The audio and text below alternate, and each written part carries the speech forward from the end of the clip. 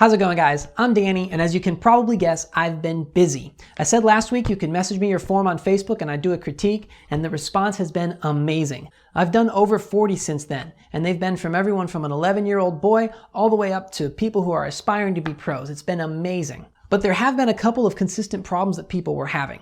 So while I'm addressing each of those individually, I'm also putting them together into this big video here. So this week I'm covering lower body, and the three things I'm going to be covering are coming into the shot too fast, having the weight over the heels, and having an open last stance. So the first thing is coming into the shot too fast. Now, while I didn't see very many people running from the back of the tee pad, I did notice a lot of people start off their shot with a strong push off the left foot that just gives them too much momentum to be able to time the shot correctly. So that's why I always say slow is smooth and smooth is far. A slower shot is always going to be more controlled, and it's going to have better mechanics, which is going to result in more distance. So the ideal shot is paced at about 1, 2, 3. 1 is the setup, 2 is the X step, and 3 is the brace. It's helpful to count out loud during field work while you're doing your shot. Just say 1, 2, 3 to see if you're going too fast.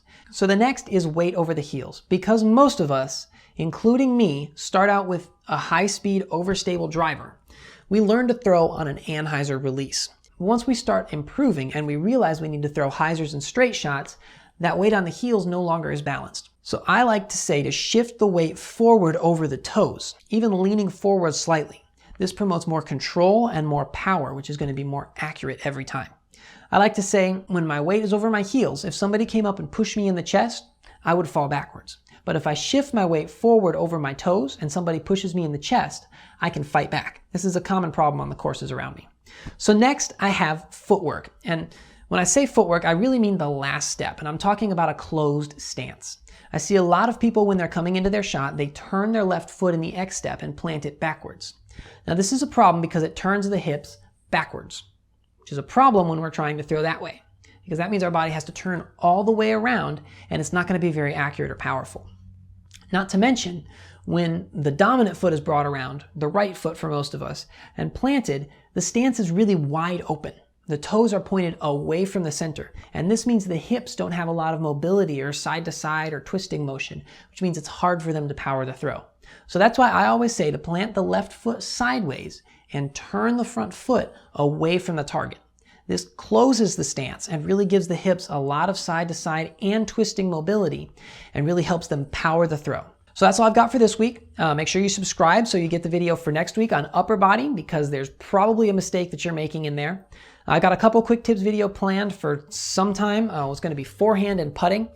I don't consider myself very knowledgeable on either of these, but I definitely have some tips and tricks to get people on the right track. So let me know if you have any other ideas for quick tips videos or feature videos like I do every Tuesday. Thanks for watching, and until next time, remember, slow is smooth and smooth is far.